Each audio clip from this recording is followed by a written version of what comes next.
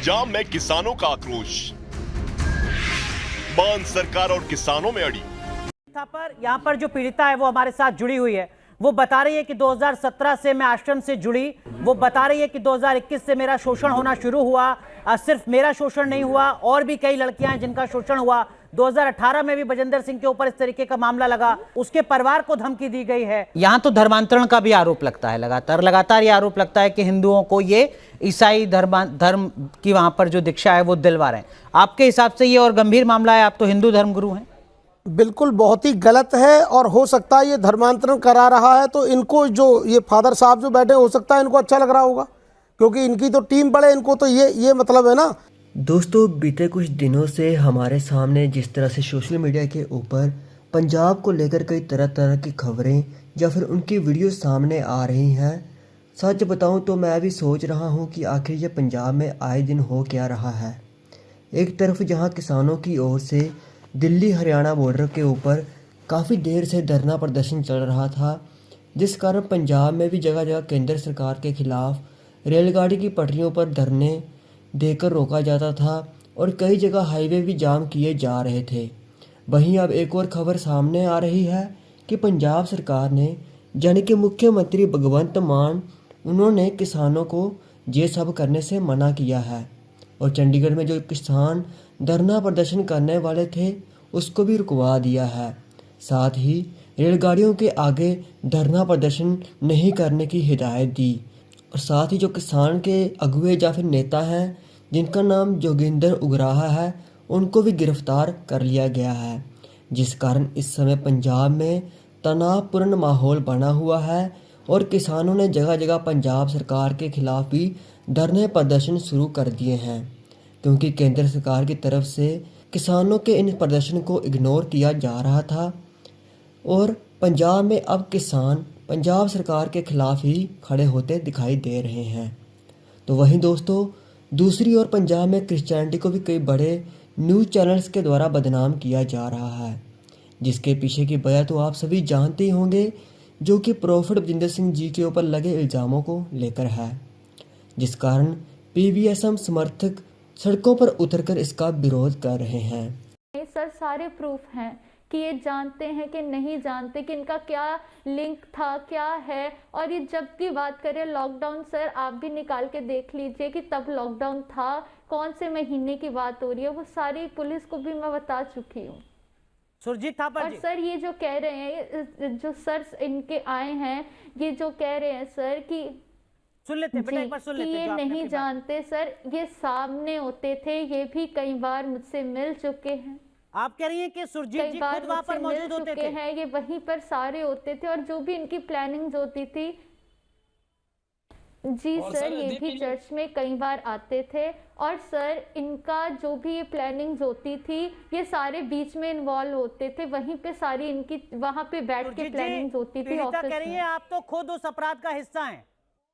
देखिए, ये सबसे बड़ा झूठ इनका मैं आपको बताना चाहता हूं। मैं प्रॉफिट बजिंदर सिंह जी को 2024 में मिला हूं, उससे पहले मैंने आज तक उनकी चर्च में कभी गया ही नहीं। ये सबसे बड़ा झूठ तो अभी जो इसका पकड़ा गया है भी, उससे पहले तो मैंने प्रॉफिट जी को कभी मिला ही नहीं। और 2024 में मैं प्रॉफिट जी से मिला और उसके बाद मैं उनका स्पोक्स पर्सन बना। लेकिन मैं आपको बताऊं, और ये देखिए अभी कितना बड़ा झूठ बोला है इन्होंने। मैं तो रमन हंस मिनिस्ट्री का प्रेसिडेंट था, मैं तो अवतार जी को 2024 में मिला। ये कितना बड़ा झूठ है, देखिए।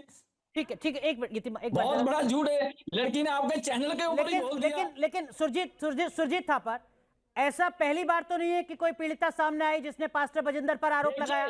2018 में भी आरोप लगाया, नहीं लगा? मेरी बात सुनिए आप।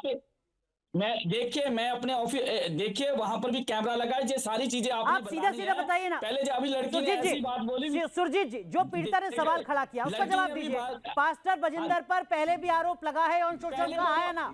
मेरी बात सुनिए पहले, मैंने आपको पहले कहा था मैं चैनल के ऊपर आऊंगा और आपने पूरी बात मेरी सुननी है। पहले मैंने आपसे पूछा, सुरजीत थापर, मैंने आपसे पूछा कि आपकी बात पूरी हो गई या नहीं हो गई। मैं फिर आपको 1 मिनट दे रहा हूँ, अपनी बात कंप्लीट कीजिए मेरे सवाल के जवाब के साथ। लड़की ने बोला मैं भी इनको जानता हूँ आज तक। पहले बात सुनिए, जब से पहला झूठ तो यही है जो झूठ अभी बोला। भी मैं कुछ सुरजीत और पूछ रहा थापर भी इसमें इन्वॉल्व है। मैं ये पूछ रहा हूँ सुरजीत थापर, इससे क्या बड़ा कौन सा पास्टर झूठ हो बजिंदर सकता पर है? पहले यौन सारी शोषण के मनगढ़ंत आरोप लगे हैं या नहीं कहानियां लगे हैं? देखिए, जिन लोगों ने आरोप लगाए हैं, क्या वो सच्चाई सामने आने वाली है? आपको मालूम चल जाएगा। क्या देखो, वो जो सच्चाई कोर्ट में भी सामने केस आ चल रहा सकती है, है? कोर्ट में भी मालूम चल सुरजीत जाएगा। थापर, जब कोर्ट में पीड़िता कह रही है कि मुझे जान से मारने की धमकी मिली है, मेरे परिवार को जान से मारने की धमकी अभी मिली है, क्या वो सच्चाई सामने आ आपके सकती चैनल है के कि ऊपर- एफआईआर हुए 5 दिन हो गए हैं और अभी तक पास्टर जो है वो जेल में अंदर नहीं है?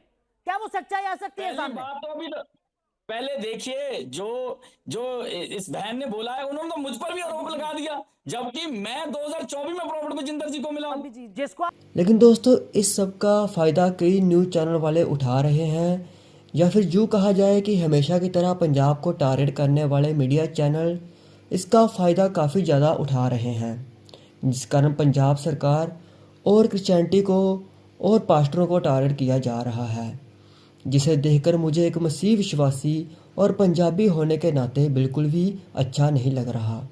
क्योंकि हमारा पंजाब शांति और आपसी एकता और उदारता के लिए दुनिया भर में जाना जाता है, जिसमें सभी धर्म के लोग मिलजुल कर रहते हैं। लेकिन अब हम मसीह विश्वासियों को ये सब जो पंजाब में हो रहा है इसको लेकर क्या करना है, तो मैं आपको बताना चाहता हूँ कि इस समय हमें शांति के साथ जितना हो सके अपने आप को झूठी खबरों और अफवाहों से बचाकर रखना है, और साथ ही किसी भी दूसरे धर्म के हमारे भाई और बहन से सोशल मीडिया के ऊपर क्रिश्चियनिटी को लेकर किसी भी तरह की बहस नहीं करनी। क्योंकि इस समय परमेश्वर के असली बच्चे होने के नाते हमें पंजाब के लिए और मसीहियत के लिए प्रार्थना करनी है कि हमारे पंजाब में शांति बनी रहे, और साथ ही जो इल्ज़ाम प्रोफेट बजिंदर सिंह जी के ऊपर लगे हैं उसमें भी निष्पक्ष जांच हो कि कौन सही है और कौन गलत। इसलिए मेरे मसीह भाइयों बहनों, ये समय प्रार्थना करने का है, क्योंकि परमेश्वर ने हमें प्रेम और शांति फैलाने के लिए चुना है, और मसीहियत किसी भी एक इंसान के ऊपर नहीं टिकी हुई, बल्कि यह यीशु मसीह के मार्गदर्शन से और उसकी आत्मा से चलती है। इसलिए आप जितना हो सके प्रार्थना करें कि सच्चाई सबके सामने आए और पंजाब में शांति का माहौल बना रहे। बाकी दोस्तों, मैं किसी के भी पक्ष में बात करने के लिए आपके सामने नहीं आया हूँ, बल्कि आप सबको इस समय क्या करना है यह बताने के लिए इस वीडियो को आपके सामने लेकर आया हूँ। बाकी आप सभी अपनी राय हमें कमेंट सेक्शन में ज़रूर बताएं। परमेश्वर आप सभी को आशीष दे।